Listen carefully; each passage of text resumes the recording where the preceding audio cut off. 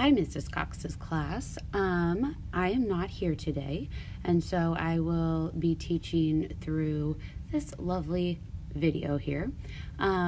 So I'm sorry I'm not here for the first day that I'm teaching you, but I will be back Monday. And so if you have any questions on Monday, you feel free to ask me. So what I would like you to do is the sub should have passed out pieces of paper that look like the one that you see on your screen right now. What I want you to do is use the very first thing that looks like this, that you'll learn the name of in just a minute. Use that to follow along with me as we label. You need to know the labels in order to understand this whole lesson. And so what we will be talking about during this lesson is coordinate grids, ordered pairs, and X and Y axis, stuff like that. So I need you to get a pen ready, and you are going to begin labeling with me. So the first thing that I would like you to label is label the whole, the very first grid. These are called coordinate grids, and you will see these all the way up until college and even after college sometimes. And so I want you to label at the top coordinate grid, and on every coordinate grid, there is something called an x-axis, and you don't have to write this down. I'm just writing it down so you can see what it looks like, and a y-axis, okay? And this is what I call a little kid's coordinate grid, and this gives you where the x-axis is located and where the y-axis is located. So I would like you to circle that on your sheet. Anything I do on this coordinate grid, you do as well. So you have got to know which one is which. So the way I teach my kids and the way I remember personally is the Y grid is this one, because when you make a Y, you have to draw the line down. So the Y is up and down, which another name for that would be vertical. That graph is vertical. And a way that I also, this is kind of just a trick that I've learned along the years, the way that I remember vertical is when you make your V, it goes up and down. Your x-axis is running this way, and it is horizontal. So go ahead and label that with me, please. I remember horizontal means side to side, because when you make an H, the H goes side to side like that. Remember, if I'm going too fast, you can pause this video at any time to catch up with our note-taking. All right, so right now I just need you to listen, because this is why I call that picture a little kid coordinate grid. Because in high school and in college, you're going to see coordinate grids that have 4 different sides, okay? Or 4 different coordinate grids. And that makes up a complete coordinate grid. So how they create these, it's just a number line. It's going up, 1, 2, 3, okay? It's a number line going up and down, and it's a number line going side to side, so horizontally and vertically. So right now, yours just looks like this. When you get more advanced, it starts looking like the negative numbers and the negative side of things. Why I want to show you this is because this spot right in the middle, like if you wanted to throw a dart at a bullseye or at a dartboard, you always want to hit the bullseye, right? Well, that bullseye has a certain name, and it is located on our grids right here. So I need you to draw a dot right here. And then we're going to put a little line so we know what it's called. This is called the origin. And the origin is located at 0, 0. It looks like a little face, but that will make sense here in just a minute once I explained what ordered pairs are. So the next thing that I need you to do, so I need you to write origin. Make sure you have that down. After you have that down, somewhere on your paper, I would like you, probably up top on your paper, I would like you to write this sentence. All right, I would like you to write this sentence. I go over to my friend's house and go up to their room. So, and then I would like you to underline the word over and underline the word up. So please get this jotted down. Pause the video if you need to still write this. This makes sense in just a second, I promise. So I am going to flip back to our coordinate grid, and what our saying is that we go over to our friend's house to go up to their room.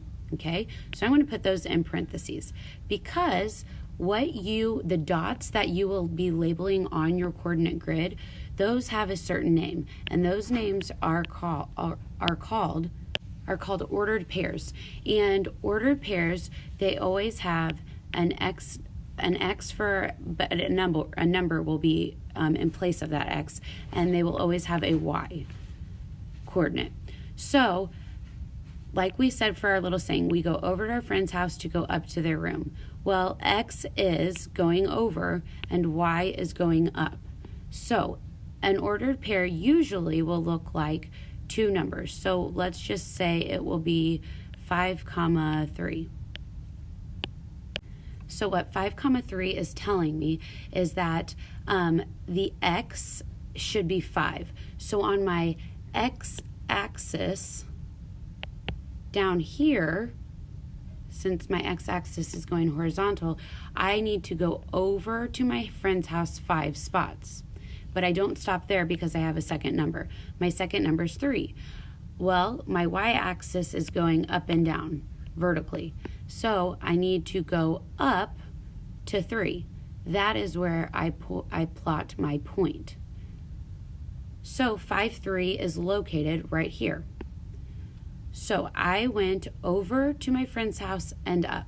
So another example of this that you can plot with me on your coordinate grid, as you should have been doing this whole time.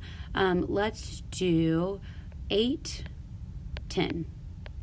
So what 8, 10 means is that we go over 8 spots, use the saying, over 8 spots and up 10 spots. So we always start at our origin unless we're finding the distance of something. So let's start at the origin, and we need to go over 8 spots. So over 8, up to the 10. And then there's my spot. Your little spots, your dots, your points, they cannot be in the middle of a square. It has got to be where the two lines are intersecting or the two squares are intersecting. So wherever there's like a T or a cross shape. All right, now I'm going to give you two that are kind of tricky, kind of not. They just confuse people sometimes.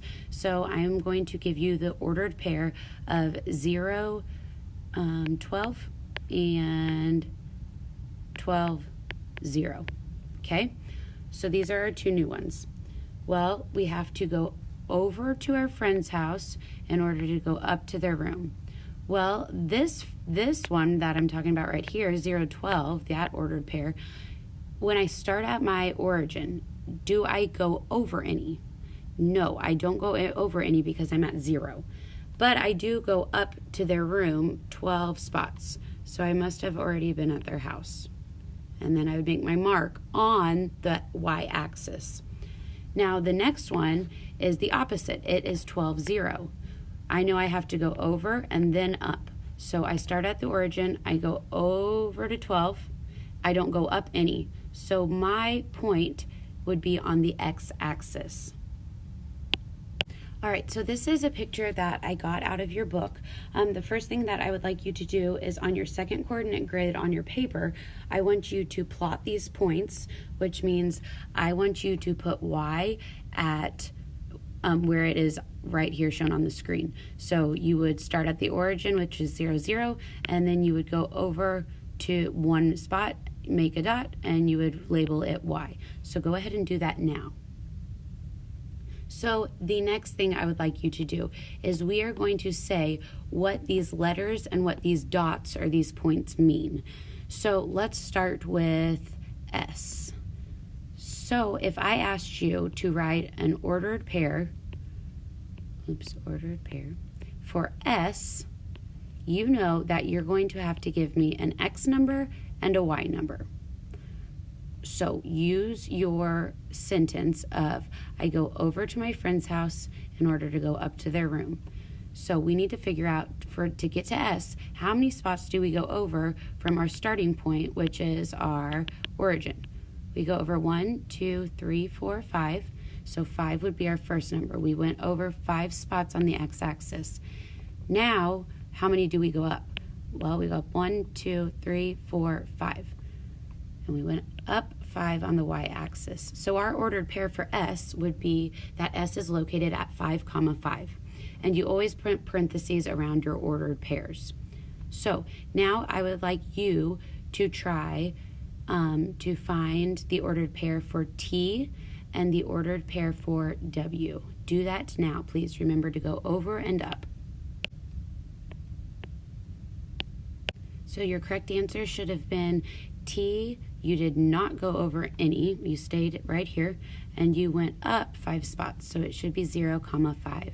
And W, you went over 3 spots and up 2 spots. So over 3, up 2. Those would be your correct answer. Okay, this video is going to be complete. You will have one more video to watch. It will probably be only 5 minutes long, if that. I need to teach you one more thing. Your homework tonight or your homework over the weekend, you're going to need to do 16-1 and 16-2 for homework. When you come back to my class on Monday, I need you to bring your math book, your math spiral, your pencil bag, which should have a grading pen in it, and your homework. We will grade homework right when we get in. If your homework is not finished, you are not allowed to finish it during Tiger Time. You can finish it during recess. So make sure you get that done over the weekend.